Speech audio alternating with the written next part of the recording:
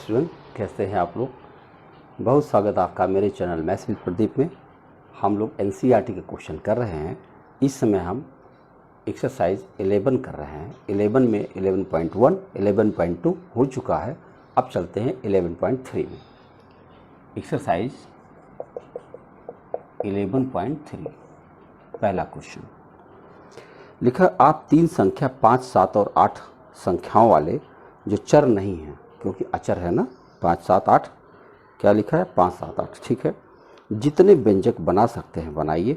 एक संख्या एक से अधिक बार प्रयोग नहीं की जानी चाहिए और केवल योग, विकलन और गुणन का प्रयोग करें। यहाँ पर तीन संभावित व्यंजक इन्होंने लिख कर दिखाया है। जो लिख कर दिखाया पहले मैं लिखता हूँ। 5 + 8 - 7 लिखा है। दूसरा बनाया है 5 - 8 - 7 बनाया है। ये यहाँ पर नहीं, यहाँ पे। और तीसरा जो बनाया है वो बनाया है 5 × 8 + 7। तो इनका कहना ये है कि अन्य व्यंजक भी बनाइए। अन्य व्यंजक बनाइए, कोई भी गिनती ले लो, आप ले लो। 11, 13, 12 ले लो। अब अगर बना लो आप इससे, तो जैसे ये लिखा वैसे लिख दो बस। इनका कहने का मतलब है जैसे 11 प्लस, एकदम इसी आधार पर मैं लिख रहा हूँ, 11 प्लस ब्रैकेट में 13 - 12। दूसरा व्यंजक बनाना हो तो 11 - 13 - 12। तीसरा व्यंजक बनाना हो तो 11 × 13 + 12। यानी जैसे लिखा है वैसे खाली लिख दो। दरअसल लिखना इसलिए बताने की कोशिश कर रहे हैं।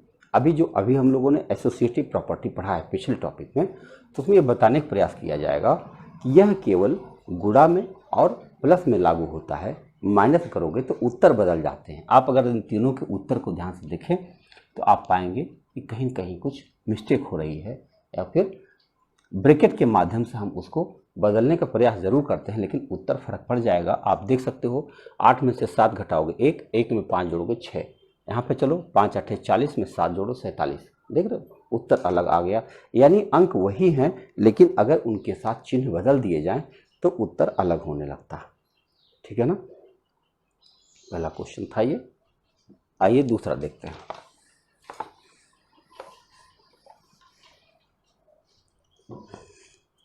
दूसरा क्वेश्चन लिखा, निम्नलिखित में से कौन से व्यंजक केवल संख्याओं वाले व्यंजक हैं।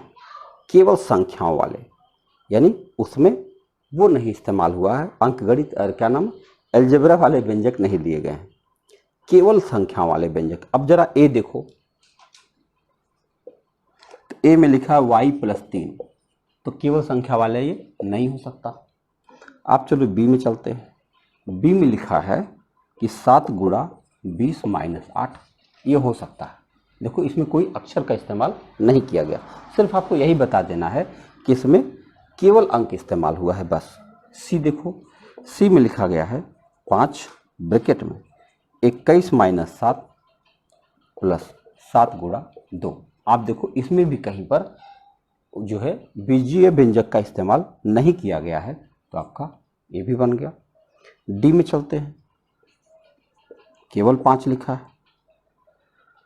ई में देखो केवल 3x लिखा है। एफ में देखो, सबको लिख लिया जाए तब बताते। एफ में 5 - 5n लिखा गया है। और जी में देखोगे तो लिखा है 7 × 20 - 5 × 10 - 45 + p। हमने सारे व्यंजक लिख लिए। अब एक बार सवाल दोबारा पढ़ता हूँ। निम्नलिखित में से कौन से व्यंजक केवल संख्याओं वाले व्यंजक ही हैं। केवल संख्याओं वाले देखो तो ये देखो, और बस आप देखोगे यहाँ भी अक्षर इस्तेमाल किया गया, यहाँ भी अक्षर इस्तेमाल किया गया, यहाँ भी अक्षर इस्तेमाल किया गया, यहाँ भी अक्षर इस्तेमाल किया गया। तो इसको हमें नहीं लेना है, केवल अंकों वाले लिखना था, तो सारे अंकों वाले व्यंजक हमने टिक लगा दिए। ठीक है, चलिए नेक्स्ट क्वेश्चन में आइए देखते हैं।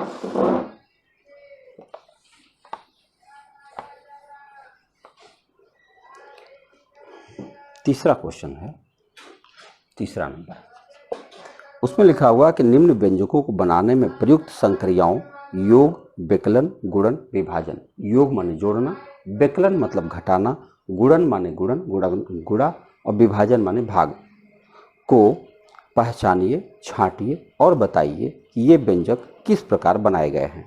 जैसे देखो पहला क्वेश्चन हम लिख रहे हैं, तीसरा का फर्स्ट ए, इसमें लिखा गया है z+1 z-1 y+17 y-17। तो पहचानना, देखो ये योग है, ये क्या है, विकलन है, ये क्या है, योग है, ये क्या है, विकलन है। यानी चिन्ह पहचानने के लिए कहा जा रहा है कि आप जोड़ घटाना गुणा भाग खाली पहचानिए और बताइए कैसा व्यंजक है। बी में चलो, बी में दिया गया है 17y y/17 5 × z। देखो ये क्या है, गुणन है, कैसे गुणन है, 17 गुणा y है, ये क्या है, विभाजन है, इसको हम भाग लिख देते हैं, y में 17 से भाग दिया गया। ये क्या है, गुणन है, ये 5 का z से गुणा किया गया। देख रहे हो आप, अब समझ में आ रहा होगा कक्षा 6 क्या है। सी में दिया गया है 2y + 17 2y-17। अब आप देख लो इतना दूर तो गुणन हुआ है और ये प्लस भी हुआ है, यानी कि योग भी हुआ है, तो इसको आप क्या लिख सकते हो, गुणन और योग दोनों इसमें इस्तेमाल किया गया। यहाँ पे क्या है, गुणन भी दिया है और क्या दिया है, विकलन भी दिया है। विकलन मतलब घटाना, विकलन शब्द बढ़िया है। और डी में चलते हैं, तो डी में लिखा हुआ है 7m - 7m + 3 -7m - 3। ये पूरा कामा लगा हुआ, कहाँ पर कामा लगा, अगर देखें 3 पर कामा यहाँ लगा हुआ, ठीक है, कामा नहीं है, बिंदी लगी है छोटी सी, छोड़ो कामा नहीं। तो अगर आप देखें यहाँ पर, तो ये गुणन हुआ, ये माइनस हुआ, ये गुणन हुआ, ये प्लस हुआ, प्लस मतलब योग हुआ, ये विकलन हुआ, ये गुणन हुआ, ये विकलन हुआ। यानी ये खाली चिन्ह पहचान के बता देना है कि कहाँ पर कौन कौन से चिन्हों का इस्तेमाल किया गया। इस प्रकार से आप बहुत आसानी से आप इसको व्यक्त कर सकते हैं। अब देखो जब ये बात सीख ले जाएंगे कौन कौन सा चिन्ह, जैसे बहुत सारे लोग जानते हैं कि 17y, आपको अगर याद हो तो जैसे एक बच्चे की उम्र है मान लो 1 साल, तो 5 साल बाद उसकी उम्र क्या हो जाएगी। तो मैंने जब क्लास में पूछा तो लड़कों ने कहा 5x, कुछ बच्चों ने कहा 5x। तो अब देखो गलत हो गया कि नहीं गलत हो गया। दरअसल 5x का मतलब 5 से गुणा किया जा रहा है। यही बात यहाँ सिखाने की कोशिश किया जा रहा है कि भाई अगर उम्र x है और 5 साल बाद की बात कर रहे हो तो आपको 5 जोड़ना होगा, यानी x + 5 करना होगा। यही बात समझना है कि यहाँ पर विकलन क्या है, गुणन क्या है, योग क्या है, आपको पहचानना है। जैसे 2 अंकों की, यानी एक अंक है और एक अक्षर है, दोनों के बीच कोई निशान नहीं बना है, तो इसको आप ऐसा नहीं कि कुछ नहीं कहेंगे, इसका नाम गुणन हो गया, गुणा हो रहा है 5 का ये जेड्स के साथ में, ठीक है। तो ये पहचानने के लिए दिया गया। अब आते हैं चौथे सवाल में। चौथा सवाल है निम्नलिखित स्थितियों के लिए व्यंजक दीजिए। चौथा सवाल है, चौथा में ए कहा गया है कि p में 7 जोड़ना है, तो क्या करोगे आप, p + 7 हो गया। बी में कहा गया है कि p में से 7 घटाइए, तो कैसे घटाओगे, p - 7 हो गया। सी में कहा गया है p में 7 से गुणा कीजिए, तो p में 7 से गुणा करेंगे तो इसको 7p कहा जाएगा। यह है कहानी। सी के बाद में डी कहा गया है p को 7 से भाग दीजिए, तो p को 7 से भाग ऐसे दिया जाएगा। आप ऐसे लिख सकते हैं पहले p / 7, लेकिन लिखना होगा तो आपको p/7। ई लिखा गया है कि -m में से 7 घटाइए, तो 7 घटाना है, कैसे घटाना है, तो -m तो था ही, अब -7 कर देंगे, घटा देंगे। तो -m में से -7 मतलब 7 घटा दें चिन्हों के साथ में। फिर कह रहा -p को 5 से गुणा करिए, -p को 5 से गुणा करिए तो क्या हो जाएगा, -5p हो जाएगा। देख रहे हैं? तो F तक हम लोगों ने देख लिया। तो ये इतने आसानी से आप इसको समझ सकते हैं, खाली चिन्हों का प्रयोग किया गया है बस। एक बार जब आप किताब देख लेंगे तो आपको लगेगा ये तो बहुत आसान है भाई। अब हम लोग F तक जीत चुके हैं। G देखते हैं। G में लिखा माइनस पी को 5 से भाग दीजिए, तो माइनस पी को 5 से भाग देंगे तो ऐसे बन जाएगा। फिर कहा गया है H में P को -5 से गुणा करिए, P को -5 से गुणा करिए तो क्या बन जाएगा, -5P। आप देखें ये चिन्ह भी दिखाने का प्रयास कर रहा है। अभी आप पिछले सवाल में देखे थे कि वहाँ पर भी -5P आया था, लेकिन उसमें -P था ना। तो -P हो और +5 हो, चाहे -5 हो और +P हो, तब भी गुणनफल आएगा -5P। यानी जब भी कभी प्लस का गुणा माइनस से होगा तो आंसर माइनस में सदैव होगा। अब आपका ये आ रहा है, हो गया आपका चौथा सवाल। आते हैं 5वें सवाल में। 5वां क्वेश्चन आपके पास लिखा गया निम्नलिखित स्थितियों के लिए व्यंजक दीजिए।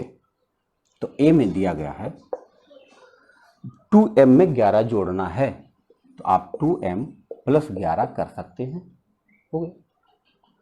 फिर बी में कहा गया है एकदम सेम क्वेश्चन, 2m में से 11 घटाना है, तो 2m - 11 कर सकते हैं। फिर तीसरे में लिखा है सी में y के 5 गुने में 3 जोड़ना है, तो y के 5 गुना में 3 जोड़ना है, तो ये क्या हो जाएगा 5y + 3। ठीक है। डी देखते हैं। डी में लिखा है y के 5 गुने में से 3 घटाना है, तो y के 5 गुने में से 3 घटाना है, तो आप लिख सकते हो 5y - 3। लिख रहे हैं? तो ये पहले लिख लीजिए फिर इसके साथ व्यक्त करिए। डी हो गया। ई देखते हैं। ई में लिखा है y का -8 से गुणा करें, क्या हो जाएगा -8y। एफ देखिए, y को -8 से गुणा करके परिणाम में 5 जोड़ना है, तो y को -8 से गुणा करना है और परिणाम जो आ जाए, y को -8 से गुणा करना है और परिणाम जो आ जाए उसमें क्या जोड़ना है, 5 जोड़ना है। क्या हो जाएगा -8y + 5। ठीक है। जी में देखो क्या लिखा है। जी में लिखा है कि y को 5 से गुणा करके, y को 5 से गुणा करके जैसे कहा जाए वैसे कर दो आप। परिणाम को 16 में से घटाना है, परिणाम को 16 में से घटाना है, तो आपका उत्तर हो जाएगा 16 - 5y। 16 में से जो परिणाम आया है उसको 16 में से घटाना है, तो 16 - 5y हो जाए। हम लोगों ने जी तक देख लिया। आइए आगे देखते हैं। अब एक ही है एच। एच में कहा गया है कि y को -5 गुणा करके, y को -5 से गुणा करके परिणाम को 16 में जोड़ना, परिणाम जो भी आए उसको 16 में जोड़ना है ऐसे, तो आपका हो जाएगा उत्तर 16 - 5y। ऐसे भले से जोड़ना है लेकिन इसका उत्तर तो माइनस में आ जाएगा, और ये माइनस और ये प्लस मिलकर माइनस बन जाएगा, तो आपका ये उत्तर बन जाएगा। तो आपका ये 5वां सवाल खत्म हुआ। अब 6वां और आखिरी क्वेश्चन है, देखते हैं। 6वां क्वेश्चन में लिखा है कि टी और 4 का प्रयोग करके व्यंजक बनाइए। एक से अधिक संख्या संक्रिया का प्रयोग न करें, प्रत्येक व्यंजक में टी अवश्य होना चाहिए। टी और 4 को लेकर प्रयोग करना है। अच्छा बताओ, क्या हम टी + 4 कर सकते हैं, टी - 4 कर सकते हैं, टी गुणा 4 यानी 4t कर सकते हैं, टी भागा 4 यानी क्या कर सकते हैं, टी बटा 4 कर सकते हैं। अब जितना ऐसे टी को शुरुआत करके किया है, ऐसे 4 को शुरुआत करके भी बना सकते हैं, ढेर सारे सवाल बना सकते हैं, है ना। कुछ नहीं करना है। ये 6वां का ए था। बी में चलो, y 2 और 7 का प्रयोग करके व्यंजक बनाइए। प्रत्येक व्यंजक में y अवश्य होना चाहिए। केवल 2 संख्या संक्रियाओं का प्रयोग करें, ये भिन्न भिन्न होनी चाहिए। अब जरा सोचिए, y 2 और 7 का प्रयोग करके व्यंजक बनाना है। प्रत्येक व्यंजक को y अवश्य होना चाहिए और केवल 2 संख्या संक्रियाओं का प्रयोग करें, बस ये भिन्न भिन्न होनी चाहिए। अच्छा बताओ, आप क्या कर सकते हैं? y+2 कर सकते हैं, +7 भी कर सकते हैं, तो ये क्या हो जाएगा? y+9 हो जाएगा। आप y का 2 से गुणा कर सकते हैं और +7 कर सकते हैं, तो 2y+7 हो जाएगा। आप ढेर सारे प्रक्रिया कर सकते हैं, 7 × y और +2 कर सकते हैं, तो 7y+2 हो जाएगा। यानी कहने का मतलब हुआ कि इसको लिखने की प्रक्रिया समझाने का प्रयास किया जा रहा है कि कितने प्रकार से हम इसे लिख सकते हैं। कारण क्या होगा कि अब आगे चल करके नेक्स्ट क्लासेज में इस पर सवाल बनने शुरू हो जाएंगे और तब आपको ये छोटी बातें जरूर काम आएंगी। ठीक है, तो आपका ये एक्सरसाइज समाप्त होता है। फिर मिलते हैं हम नेक्स्ट एक्सरसाइज में। धन्यवाद।